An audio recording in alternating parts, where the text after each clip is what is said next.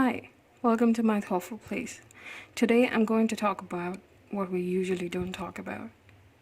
Despite being the fastest generation and despite being the most technologically advanced generation the world has ever seen, we seem to avoid the very essence of what makes us feelings. And these feelings are usually synonymous with emotions, senses, vibes, or whatever terminology that you give, okay?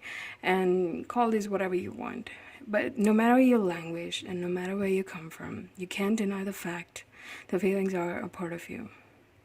You're born with them, and so they are a part of you, and they will stay with you until you die. But if you choose to keep them with you and not share it or experience them thoroughly, you're gonna have to take them to your grave. But not everybody has to take them to their grave. You could just experience it, acknowledge it, and just tell them that, hey, I see you, you exist, and then it'll go away. When something so simple could be done to accept our feelings, why do we keep running away from it? Why do we just hide from our feelings? Why do we never communicate them? Is it the fear that nobody would understand no matter how much we try to demonstrate our feelings? Or is it just some complete ignorance? Is it self-ignorance? We're going to discuss it now. So let's start by understanding what exactly our feelings are.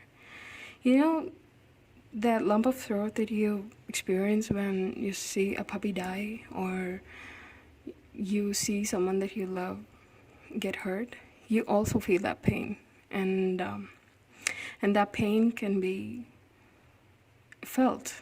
It's physical and emotional, because pain is felt not just in your brain but in your body too. It can be felt in your veins, it can be felt in your feet, in your stomach, in your throat. That's why you have that, that lump of pain in your throat. So it's not all bad, feelings are not always sad, they're not always dark and mysterious. Feelings are fun too. Like, you watch a cute kitten video on YouTube, it makes you happy.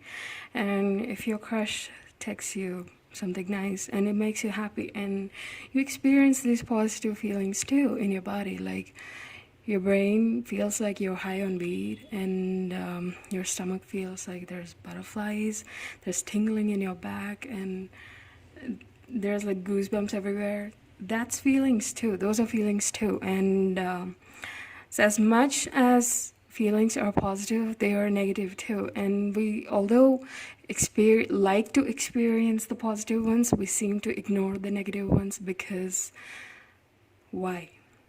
And that's why we're here. We're here to talk about why we choose to not talk about feelings, especially when they hurt. Now, if you just do a simple Google search, you'll get to know what exactly your feelings, their scientific explanation, and blah, blah, blah, all that. But when it comes to the point, when it comes to you are a person, you feel things. And when feelings are ignited inside you, they need to be expressed. And we don't express them, they become complex. And when they get complex, it gets even harder with each day to express them. And by the time we get to express them, it becomes a mess, and it comes out as very awkward.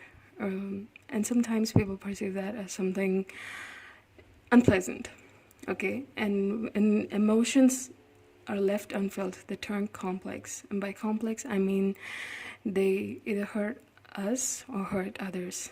You could call them anxiety, depression, anger, nervousness, anything. Those are all feelings too. And feelings are not just emotional, they're physical, like we just said. Like the lump of pain in your throat when you're sad, that's a physical attribute of the feeling. And the tingling in your back when you're happy, that's a feeling too. And those two are those feelings are physical and emotional as much as they are real. Our generation is so smart. We do so many things. We are always online. We are more communicative than ever. If you think about it, there is no other generation that has created a technology for communication itself. Yet we do everything but that. We don't communicate enough. And I feel like this is the root cause of our problems, because we stop talking altogether. As soon as we know that there is a medium to communicate what we're feeling, we feel like, okay, we can do that. So we procrastinated on our feelings. Is that what it is? I'm not sure. And we also don't tell what it is as it is, because we are worried about hurting others, because we have experienced something like that, something similar in our past. And so we mask it, and we try to hide it. But what is the point? What is the point of having all these feelings and not expressing them, you know? I am someone who has been called sensitive ever since I was, I don't know, 14, 13.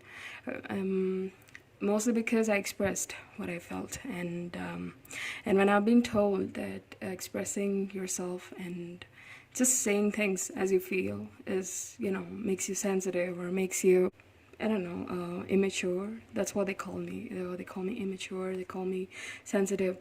But I don't care. You know, you have to do what your body asks you to do. If you're thirsty, you drink water. If you feel like crying, you cry, right? And if you're drinking water, you call thirsty. But if you're expressing, you're just a human being, right? Why are you sensitive? That's just how you're supposed to be. And just because others are not expressing what they are feeling, and just because others are avoiding what they are feeling, why should you? Go figure, right? We have to express what we're feeling. So what do we need to do in order to feel and express it to anybody? It's a difficult question, because I am someone that finds it easy to express things through writing or through recording myself talk, or reading. Even reading is an expression, even though I am gaining knowledge while I'm still reading it. But in some, I don't know, weird way, I feel like I'm expressing myself, because I don't know, it's weird to explain. But even when I'm like reading or making tea or working out, I feel like I'm expressing myself. But it may not be the same case with you, because not everybody has to express things the same way. Some people express themselves through dance, through lyrics, through songs, through poetry, and through vlogs and whatnot. And it's beautiful the way we can express ourselves. And the feeling, you know, once you express yourself, and once you let that load of feelings inside your heart, and once you let them out of you, okay, and the feeling is really relaxing, you could say. You feel so peaceful when you finally just let it out, and it's inside you, you know, that feeling, whatever it is that you might be experiencing.